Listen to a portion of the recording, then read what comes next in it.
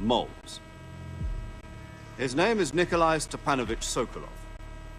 He's head of the OKB-754 Design Bureau, one of the Soviets' top-secret weapon research facilities, and the East's foremost expert on weapons development.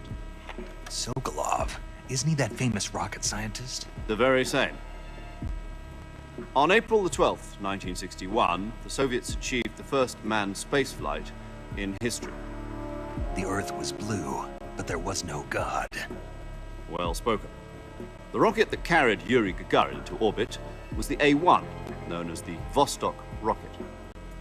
Sokolov is said to be the man most responsible for the multi-engine cluster used in that rocket. After Gagarin's flight, Sokolov left rocket development to become the head of the newly established Design Bureau.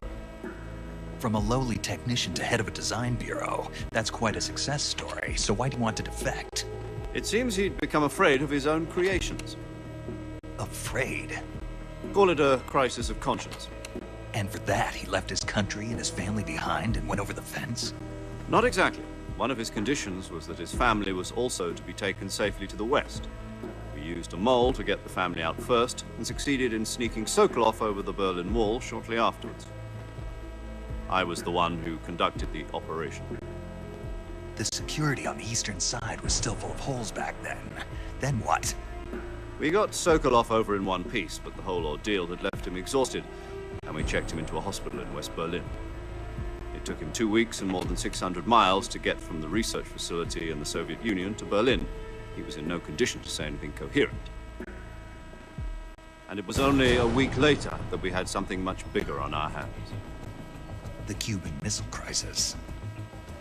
October the 16th, 1962, President Kennedy received word that the Soviets were in the process of deploying intermediate-range ballistic missiles in Cuba.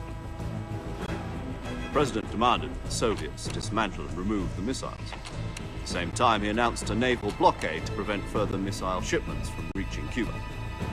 But the Soviets didn't back down, instead placing their armed forces on secondary alert. Soviet transport ships carrying missiles continued on course towards Cuba. US and Soviet forces went on alert for an all-out nuclear war. Frantic negotiations were conducted through the UN's Emergency Security Council and unofficial channels to end the hair-trigger standoff. Finally, on October the 28th, the Soviet Union agreed to remove its missiles from Cuba.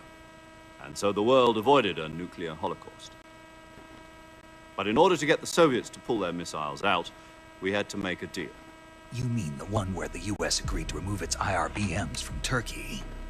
No. The Jupiter IRBMs deployed in Turkey were obsolete, and we were going to get rid of them anyway.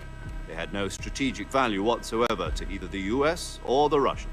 The Turkey deal was a ruse, a cover story that was fed to the other intelligence agencies around the world. So what did the Russians really want? Sokolov. They wanted us to return Sokolov. You mean the Soviets pulled out of Cuba just to get their hands on Sokolov?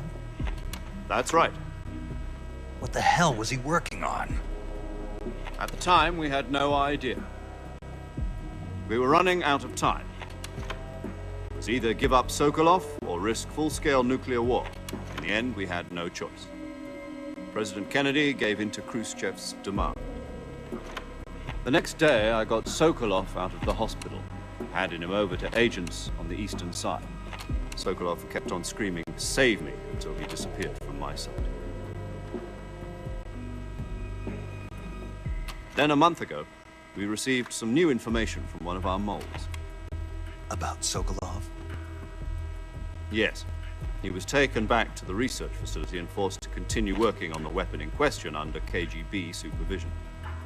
What's more, it's on the verge of completion. So what kind of weapon is it? Something to do with space rockets? No. Missiles. Same technology. I guess you're right. We don't know the details, but it appears to be a new kind of nuclear device.